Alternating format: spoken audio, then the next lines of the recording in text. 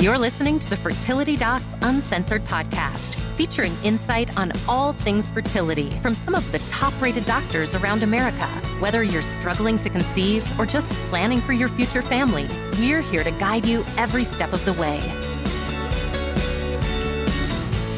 Hello, everyone. This is Dr. Susan Hudson. We are together again for another episode of Fertility Docs Uncensored. I am joined with my co-host, Dr. Carrie Bedient from Fertility Center of Las Vegas. Hello. And Dr. Abby Eblen from Nashville Fertility Center. Hey, everybody. How have all y'all been doing? Excellent. Hanging in there. It's a beautiful day in Nashville. Very good. Yeah, it's pretty in Vegas too. Like it's just the last day of kind of cool before the beastly hot hits. So beastly hot has already hit Texas. We've had really low humidity lately, which is just, I feel like I'm living in what they describe as San Diego weather or something. It's been great, but I'm sure the heat and humidity will hit soon again. It will. So I wanted to share with you guys, I just got a new mattress and I'm so excited because this is like, one of those once in a decade events. Okay, Susan, you're getting old when you get excited about a mattress. I was just thinking the exact same thing. You're an adult when. Yes. You get a mattress or a vacuum cleaner. Those are adult moments. That's true. I know. I decided to get a purple this time. I'm a little nervous because it's all that like funky, like latex, plasticky, rubbery stuff but it has quills and I don't know, but I'm hoping for excellent sleep. I don't know what a purple mattress is. Like I'm imagining a giant purple, like brightly colored eggplant purple mattress in the middle of your room. So purple is the name. Okay. It does have a little purple on the mattress, but it doesn't. But it's one of those, it's kind of like that theory of the mattress in a box thing. It actually came in like this tube when they brought it to my house. And they take it out of the tube and it like opens all up and it like puts air in itself. And so did you have to do it yourself or like people come and put it up? I had people come and put it up. Oh, okay. Well, that's what I would do too. I wouldn't know how to do it. mainly because I wanted the other mattress to exit my home immediately. Because what do you do with an old mattress? What can you do? I mean, you can't put it out on the street. The trash people aren't going to take it. No. So how do you get a mattress? Like, did you get it online? Is that how you got it? Well, you can order online. We actually, it's one of those things that like, I've been wanting it for like a couple of years. And randomly one day when... It's kind of sad almost. No, I'm just kidding. I know, it is kind of sad. It's kind of sad. But it was when COVID like first happened, but restaurants were like, everything was you could go pick up things to go, but no one was going anywhere.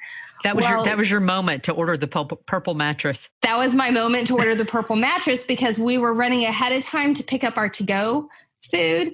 And the mattress store, because that's an essential business, who knew? Yeah. Open. And I'm like, there's no one in the mattress store and we can go kill 30 minutes. Well, 30 minutes ended up purchasing a mattress, but I needed it. It was way overdue. Did you lay on the mattress? I did not lay on the mattress because I had already decided 2 years ago that I wanted this mattress. Oh, okay. So I didn't have to like test anything out. It was more like taking the dive for the transaction. Believe it or not, my husband and I have also sort of recently talked about purchasing a mattress. And I was like, but how would we try it out in COVID-19? Would we bring like our own towel to lay on? And plus I think it's just hard to lay on a mattress for 2 minutes and go, okay, this is the one, Yeah. We made a mistake once and I don't want to make a mistake again. So the last time I bought a mattress was actually for my kiddo, and we were switching from the crib mattress to the big mattress. And I go and I get I mail ordered it because he's 3, so he has no preferences and he weighs as much as a beanbag. And so he doesn't care anyway. And so I got it and it came in a long skinny bag, and it's the same deal. You open it and it inflates itself. And so for a while there, before his actual bed frame got here, we had the big mattress on the floor because I got him in an adult size bed, and we had the crib mattress on the floor. And where did my son sleep? He slept on the floor in between them. Was it because he was in a little cave? No, it's because he's a squirrel. Because that's where, I mean, he still sleeps to this day. It doesn't matter. It's not the mattress. It's not the crib. He preferentially sleeps on the floor, on the couch, with his parents, with his, just anywhere else, in the dog's bed, wherever else he can sleep. So you shouldn't have even bought a mattress then. You should have just gotten like a piece of plywood and laid it in the bed, and he would have slept on it, it sounds like.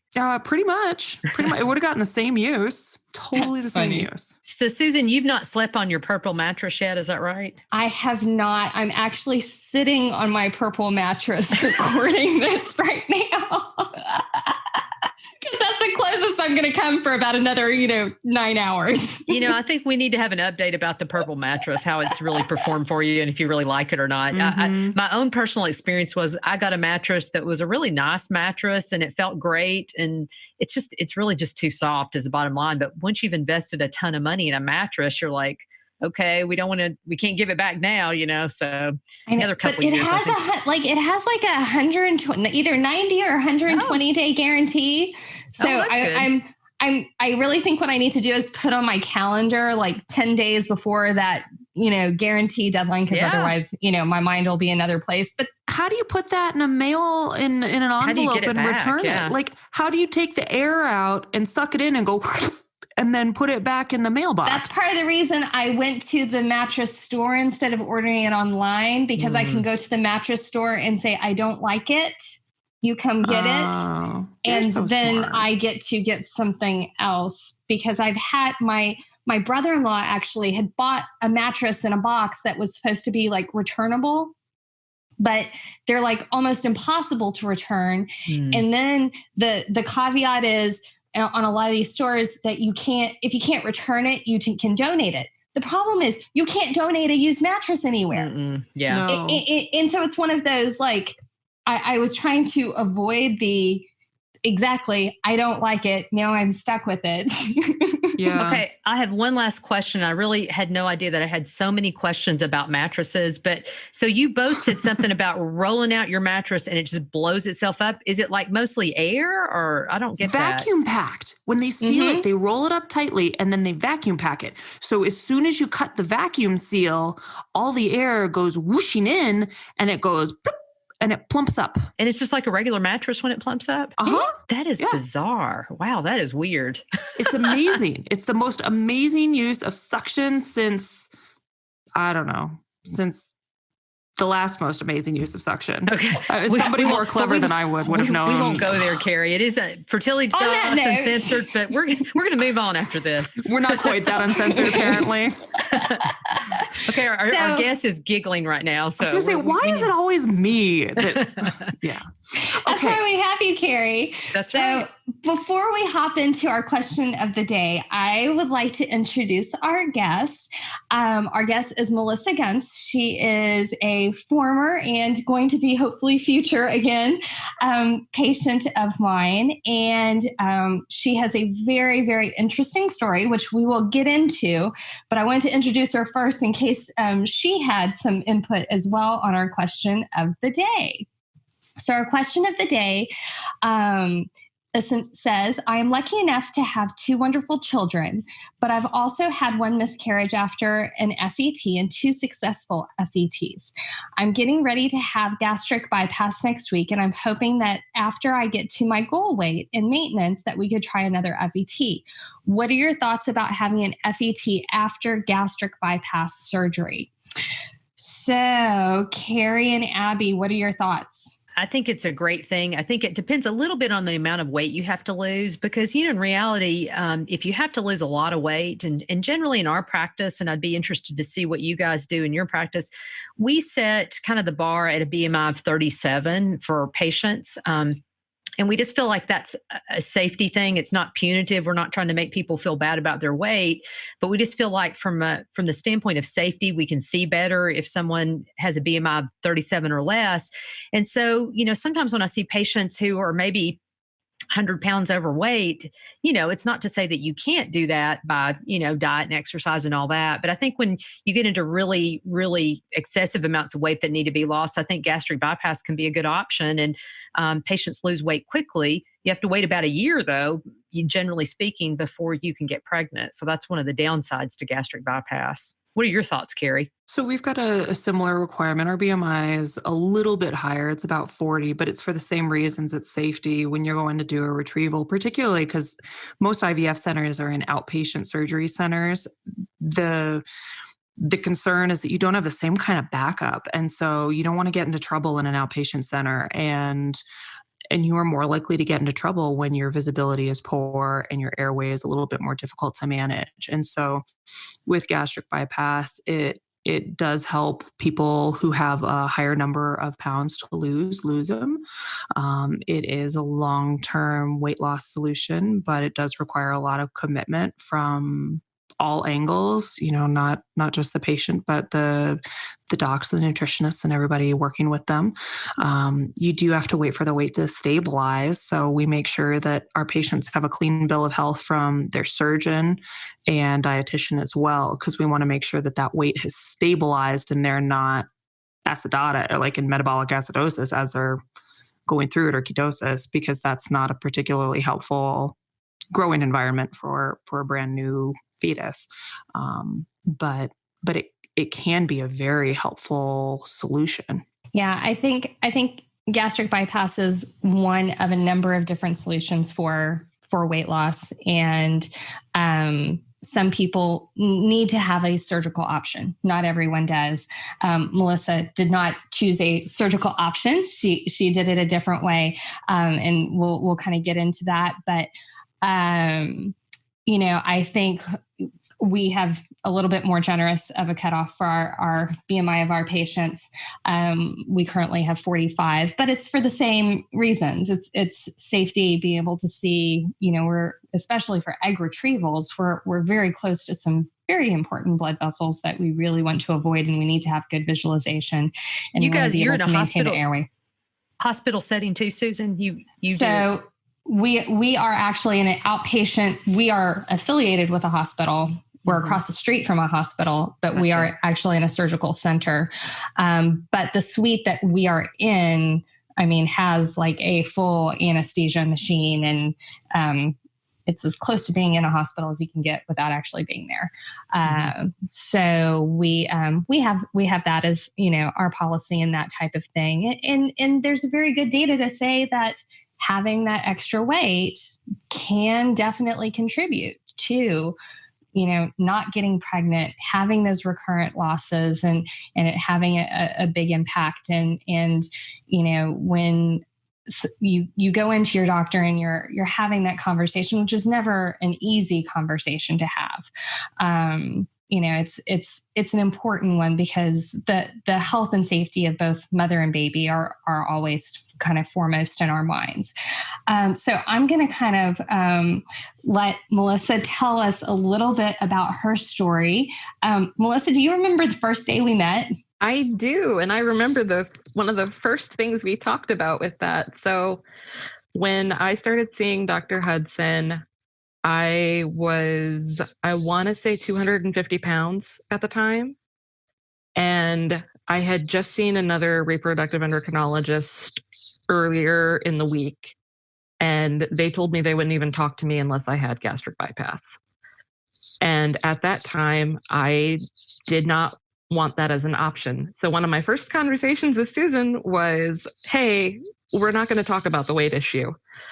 And Susan, being the super supportive doctor that she is, basically went, okay, we'll see what we can do. We'll keep it there as a, hey, this might be something good for your health, but we'll see what we can do. Well, 5 IUIs, 2 IVF transfers, and 2 very, very painful miscarriages later, Susan and I got to have a very unpleasant conversation for me. I don't know how unpleasant it was for her, but it was very unpleasant for me about, hey, you being as heavy as you are, because at that time I weighed 280. She said, this might be what's causing some of your miscarriages. And I went with my husband. I am lucky to have a very supportive husband. He's amazing. He's absolutely amazing. He really, really is. He is the best man I have ever known, and I will not listen to any arguments against him. And I went and we had a conversation, and I said, we're not doing another IVF if we think that we're going to have another loss. And looking at all of the data that we had, we made the decision, okay, we'll try it. I did not end up doing surgical. I ended up doing something called ideal protein. And I started it on September 21st of 2016. And I stopped 100 pounds later on May 15th, 2017. And I stopped because I had plateaued. Well, we didn't know why I had plateaued. It turned out I was 6 weeks pregnant. Aw, what a great story. That's awesome. Holy cow. Yeah, as it turns out, ideal protein really, really helps you be fertile. So it threw me off because I was due for a period and I was like, why haven't I gotten one? Because I had finally naturally had a cycle. I'm usually amenorrheic, and I had a cycle in February, and I was like, okay, I should have been due twice now. I should have been due. And just on a whim, I did one of those little pee on a stick tests, and it came up positive. I was like, no. So I took another one, and that one came up slightly wonky because it was an older test. But so I called them, and they're like, no, if that line shows up at all, it's positive. So the next thing I did was to text Kelsey, which was at the time one of Dr. Hudson's employees. And I was like, so I just got a positive at-home test. And she's like, are you close to a blood center by any chance? So I went in there, and I think you'd have the numbers better than I would, Susan, about what my first two pregnancy tests were. I know they were like just barely considered pregnant. And this one was like, no, we're up in the thousands. This is a very viable pregnancy now. So I was like, okay. 100 pounds in 9 months is insane. Like phenomenal weight. That's awesome. Yeah, that's great. So what were you doing? I mean, were you eating a lettuce leaf with protein powder on it every day? And then, working out like a mad woman every night? I mean, how'd you do that? No, admittedly, it felt a little at first like I was eating a lettuce leaf with protein powder on it, but it's a diet program called Ideal Protein, and they actually recommend that you do not work out when you're in the first stage of it because you are not getting, it's like super restricted. It's a ketogenic type diet. And so it's, but it has a lot of guidance. It has like meals and foods you can purchase. So it helps make it a little bit easier and that type of thing. But there's a lot of counseling and, what's the right word? You have to check in. You have to check in a lot. And so you have that guidance and it really kind of helps you keep on going.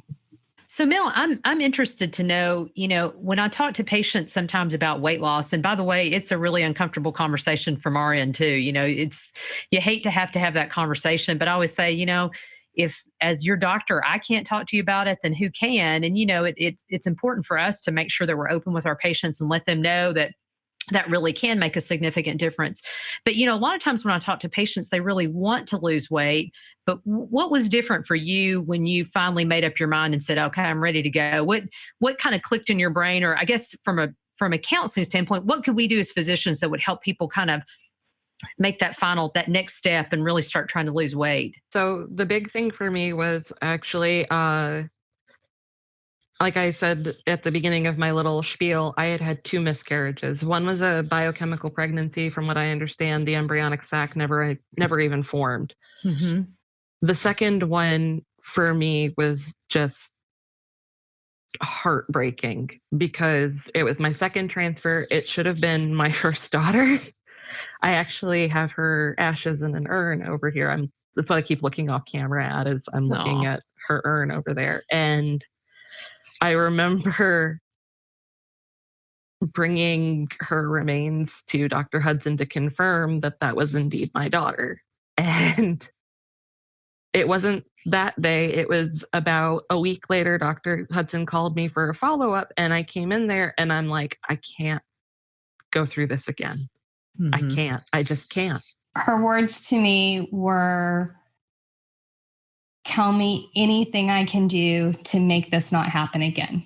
Yeah. And that was when I knew she was ready to hear what I needed to talk to her about. Because before that moment, you weren't ready. It would not have mattered before that moment. I had to come to the decision that I was going to do anything to keep my pregnancy to term.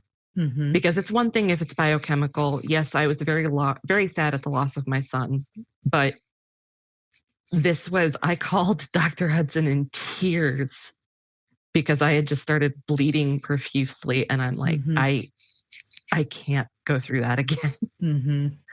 And coming to that decision was I never want to go through this again. I never want to go through that kind of pain again. So Mel, what was kind of your first step? I mean, because sometimes in theory, it sounds like a great idea, but really coming up with the diet plan you're going to do and what you're going to eat and how you're going to accomplish it. Kind of how did you kind of craft that? The little redheaded devil there. And I'm pulling out that name. So for our listeners, you don't know, but Dr. Hudson has beautiful, bright red hair. I never described her as a devil, but so you said that, Mel, not us. But we believe it. We 100% believe that. She's feisty, I would say. She is feisty. Yeah, held up by the horns, girl.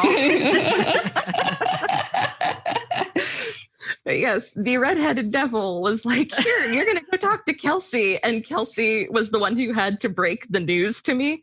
So Kelsey is one of Dr. Hudson's, was one of Dr. Hudson's employees. And she's like, so Dr. Hudson told me that you're very sort of hesitant. And she's like, please don't kill me. I'm just doing my job.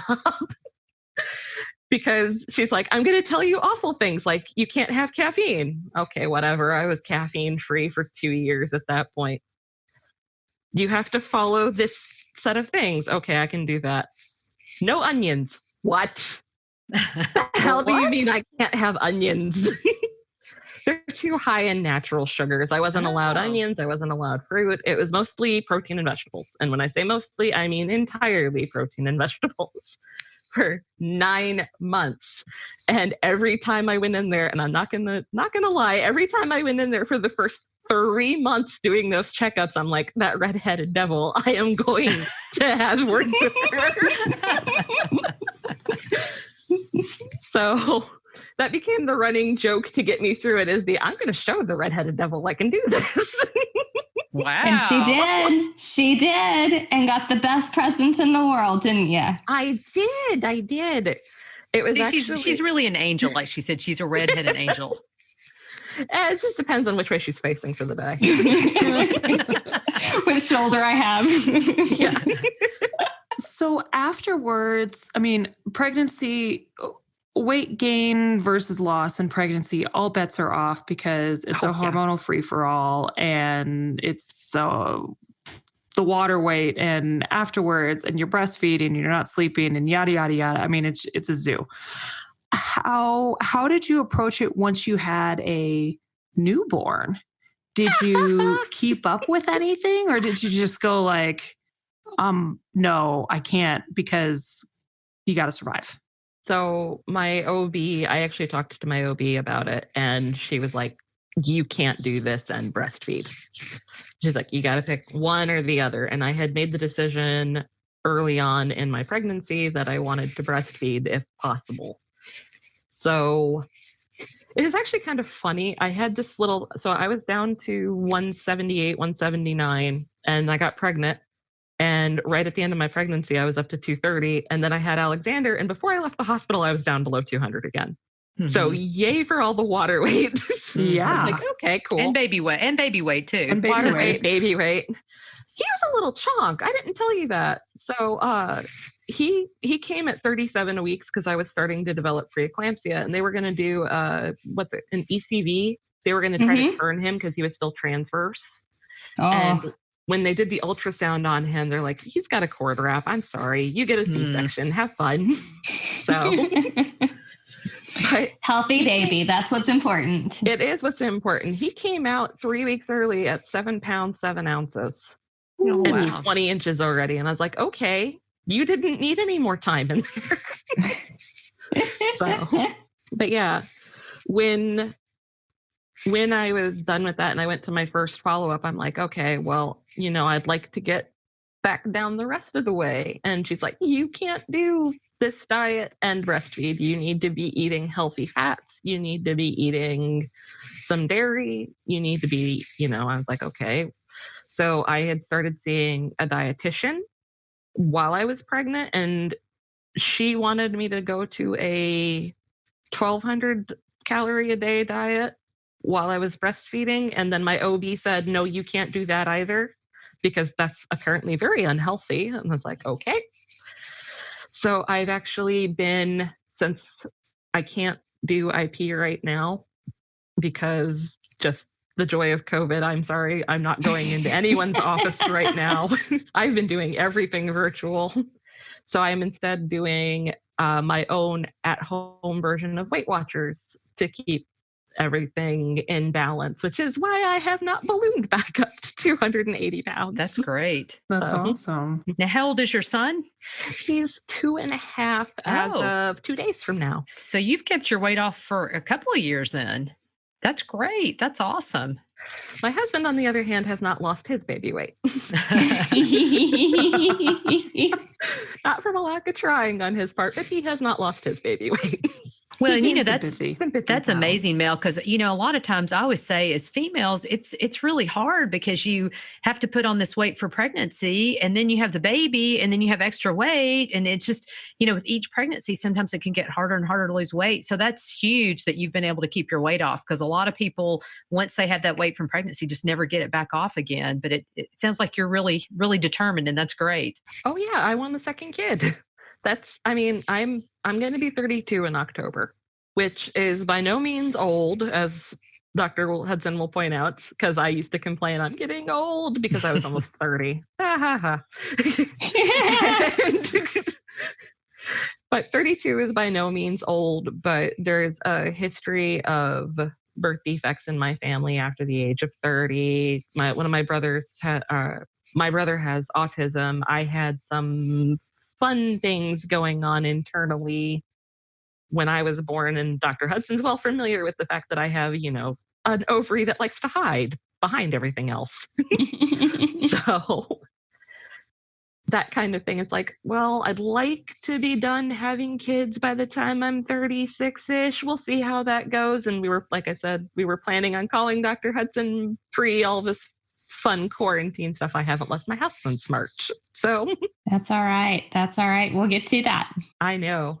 And given that we were planning on more kids, and given how well it worked out with, keeping the weight off and carrying to term that way, it was like, it's just easier to keep the weight off. It's just easier to keep it off rather than do this yo-yoing thing. The yo-yoing thing is not healthy. So how do you deal with your vices or your weak spots, or whether it is, for example, for me, I have a sweet tooth the size of my head. And when I get stressed, and I notice this in the office, and I don't know if you ladies have the same thing, but my office is a magnet for sweets and delicious home-baked everything. And we call it the Fertility Center 15. When someone first starts working here, they gain weight because our break room is just a death trap of delicious. And so like I notice when I get stressed, I will go eat more often because I don't smoke and I'm not drinking during the day, and I don't do any of the other vices. Don't gamble, we know too. Yeah, I don't gamble. I don't dance on tables, nor do I watch people who do. But how do you how do you deal with those weak spots where for those of us who love to eat and who have sweet tooths in particular, or greasy or salty or whatever cravings, how do you get through those moments? So that's the whole thing with now me being on Weight Watchers is you have, I don't know if you guys are familiar with it, but you have a weekly allotment of points. You have your daily and you have your weekly. And I save my weekly for that kind of stuff, like this is going to be one of them weeks. And I very much do portion control. So like if I know nuts are really, really expensive point-wise, like they've got all kinds of fun, healthy fats in them, but they are expensive point-wise. Mm-hmm. Yeah. So I will set out my thing of nuts that I have worked into my points for the week. And if I feel stressed, instead of going and grabbing a piece of chocolate, I will either grab a nut or I will grab a piece of gum or I will refill my coffee or I will be chugging water. So it's been a lot of substituting healthier options for that. But oh no, I have a sweet tooth and Dr. Hudson can tell you I bake. She does bake. She bakes well. You mentioned portion control, and I think that's something sometimes patients say, well, gosh, I'm eating all this good food. I can't understand why I'm gaining weight. Tell people that don't understand kind of how that works. Tell them how important that is. So it's, you're eating good food, but how much of it are you eating? Like, again, with Weight Watchers as their 0 point thing. So chicken breast is a 0 point thing, and great. Chicken breast is super healthy. You know what's not healthy? Eating 4 chicken breasts in a sitting. Nobody needs to do that ever. If you can look down and you have eaten like a pound of chicken, why? And why don't you feel sick? And things like, okay, yes, lettuce is good. Eat your lettuce, but you don't need to eat a pound of lettuce. The way I look at it, I mean, I know the 0 point things are supposed to be, it's 0 no matter how much of it you eat. I look at it as, okay, my coffee creamer that I use, because I've definitely switched back to caffeinated coffee because I have a toddler who wakes up at 5:30 in the morning. And I look at it, if my coffee creamer is technically a 0 point thing, because it's only like 15 calories and no sugar, if I drink enough of my coffee creamer that I would tick over to a point, that's too much coffee creamer. Yeah. It's the same as anything else. It's having balance. Right. Yeah. And I mean, it's sort of one of those, you need to eat sensibly about it. You don't need to eat 3 cups of rice. I have seen people do that. And I look at them and go, why? Where are you putting it? Why do you feel like you need to eat that much? I think restaurants too kind of distort our view of what portions are. Mm-hmm. You know, they say that basically, like for proteins, if you look at the palm of your hand and make a circle, that's about a normal portion size. Well, if you get something that's that small, sometimes you look at it and you're like, I'm not getting any food here, you know? And I mean, in reality, because you just paid $17 for a plate of something. Right. You know? Yeah. One of the things that I recommend to my patients when they go out to eat, because I see a lot of fertility patients are, you know, they go out to eat a lot and, you know, it's just part of their busy lives. I'm like, you go to a restaurant, you take whatever they give you, you cut it in half, put that half away at the beginning of the meal. You get your take-home container then, because if it's sitting on your plate, we're social eaters. You keep picking at it. Yeah. You keep picking on it and you're going to eat and it's like, oh no, it's all gone. Whereas if it's away, when you clean your plate, you're like, oh, I guess I'm done. And I think so much of us, you know, we've had almost a generational change. You know, we went from that, like, clean your plate. Mm-hmm. But when it was clean your plate, the plates were small. Mm-hmm. You know, the good old days of the blue plate special, that was a small blue plate. That was not a Chili's plate. Well, and I think that the bread too that you get at restaurants, it tastes delicious because it's soaked in butter and slathered in butter. And, you know, in the South, we have like restaurants that have great biscuits with lots of butter. That in and of itself, if you eat one piece of bread like that a day, you're probably going to gain a pound in a week because that piece of bread can be, you know, anywhere from 150 to 300 calories, depending on how much butter and how much stuff you put on it. So just doing that alone can sabotage your whole diet if you eat too much bread. And it's not just that. One of the big things I noticed, and one of the big things that changed once I started IP, because I had these regulated meal times. because I'm a breakfast skipper because I ain't eating breakfast at 5:30 in the morning. It's not happening. And with me having regulated meal times, it meant that I sat down at my table. I did not have my phone out. I did not have the TV on. I did not have anything there except for my dinner companion, which at the time was my husband. I had served myself what I was going to eat. When it was gone, it was done. No seconds. No, that's great. That's a great idea. That's one of the things I got. I have a friend who's another baker, and she is somehow incredibly slender. And she said, yes, I eat what I bake. But what I do is I don't do this little nitpicking, because if you pick at something, like your Miss Carrie over there's 15-pound break room thing. Yeah. If you're picking at it and picking at it and picking at it, you end up picking graze, more. I guess is another way to say it. Yeah. You eat which is so what I much do. More. Yeah. Yeah, you end up eating more than if you had just taken a serving of it. So rather than doing I'm just going to grab one chip. And then you walk by and you're like, I'll just have another chip. And then before you know it, you've eaten an entire bowl of chips. Mm-hmm. And you go, and you kind of don't realize that you've done it. Mm-hmm. It's been a lot of I pull out my little food scale, I put my bowl on my food scale, I put my food in my bowl, and then the thing goes back in the pantry. Yeah. Or back in the refrigerator. So like the FDA says, or either My Plate or something like that says you're supposed to eat like 6 ounces of protein a day. Yeah. Mm-hmm. Okay. Well, if I split mine between 2 meals, then I have my 3 ounces at lunch and I have my 3 ounces at dinner. And when that's gone, or when it's weighed out, I put what's left in the fridge. And it keeps me from going back in there and getting more. Mm-hmm. And when I'm done cooking dinner, I serve what I'm going to be eating to me and my husband and my son. And then I put everything else in Tupperware and put it away, because it's so much more effort mentally to go open a fridge and get more than if it's just sitting on the stove. Mm-hmm. Yeah. That makes sense. And I think that's kind of the thing for it, is making it's not physically more challenging to go do. It's just sort of that little mental hurdle you give yourself. Because like Dr. Hudson said, if you put it in a takeout box right away, well, now you've got to open the takeout box. And mentally, that's sort of a hurdle. When you're eating when you're eating out of a takeout box while you're at the restaurant, it's weird. It adds another hurdle that you don't need to go past. So, Melissa, to kind of wrap things up, if you were to give a couple of words of advice to a woman who's starting her fertility journey and she has some issues with weight, what would you advise her? I'd probably tell her that while she might not necessarily need to lose the weight, because everyone is different. I mean, I had a friend who I've told you about her before, where she was also trying to get pregnant. She did successfully get pregnant and carry to term, but she ended up having a C-section and preeclampsia and all kinds of fun stuff because she was well overweight by the time she delivered.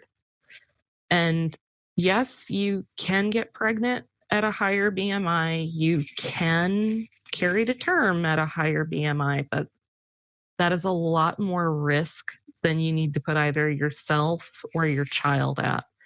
And I'd really rather people not end up like me. I'd really rather people not end up at the other end of a miscarriage looking back going, what could I have done differently? Because the what ifs of that are just awful.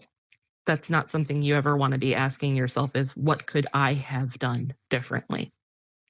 And if all it had cost me before was knowing that and a little bit of time to actually get my weight under control and to take control of that to give my daughter a better chance, I would have taken it.